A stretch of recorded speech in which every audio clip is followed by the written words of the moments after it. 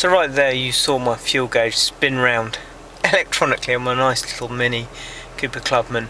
And the point of this video is to talk about fuel prices. Today in London there's a massive truck demonstration about the effect on the haulage industry of the incredible rising in fuel prices in the UK. And this point was rammed home to me on Sunday night. If you watch a lot of my videos, you'll see I put one out about being a taxi.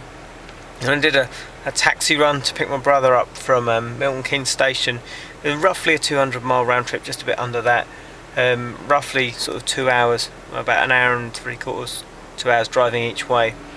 And I was running a little low on fuel, so I stopped in just a couple of miles outside of town, put 20 quid in, thought, oh, that'd be fine, you know.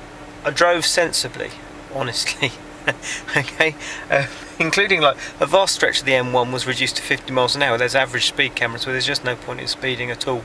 And so I was doing 50 miles an hour, and my car was telling me I'm getting like 70 to the gallon or something. I don't know if I believe it, but that's what it said it was doing when I'm cruising in 6th gear at 50 miles an hour.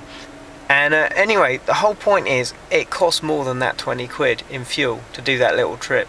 And I know, okay, it was almost 200 miles and that, which is not little, but you know, driving like sensibly, not super quick, not racing and all of that. And it really made me think, flip, the price of fuel has gone up a lot. You know, I used to be able to get 100 miles of round town driving in a much worse car out of 10 worth of petrol. And so, you know, to not be able to get 100 miles of motorway cruising in a much more economic car is really something. And I don't know, this was my thought though. This was my thought on the whole fuel thing. We talk about the global village, and we talk about, you know, how connected we are, and it becomes, you know, it seems much more easy these days just to go places and see people and do things, whether that's in this country or in another country. But is that going to change because of fuel prices? You know, is it the end? You know, we're talking about, I've read articles on the end of cheap food because of transport costs driving up and scarcity and all these different things. It's not the only reason the price of food is going up, but the price of food is going up. I know that because I know how much we're paying for food. The price of fuel is going up, so the price of travel goes up.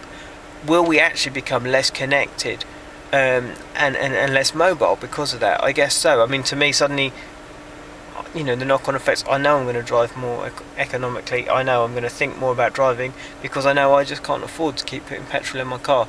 So those are the things I'm kind of thinking about. And also international travel, you know, we've got, in this country, we've got EasyJet, which I do fly on, Ryanair, which I would never fly on, but cheap flight companies, you know. But is it the end of cheap airline travel? Is suddenly we're going to not be just popping off to America or popping over to Europe because it won't be as accessible? And how does that change life? Certainly, in one level, I understand the environmental impact of mass consumption, and that does concern me. And another point, we kind of have started to grow used to the fact that we can travel, and it's fun to travel. So do we want that to stop? I don't know if we do, but at the same time, we don't want to pollute.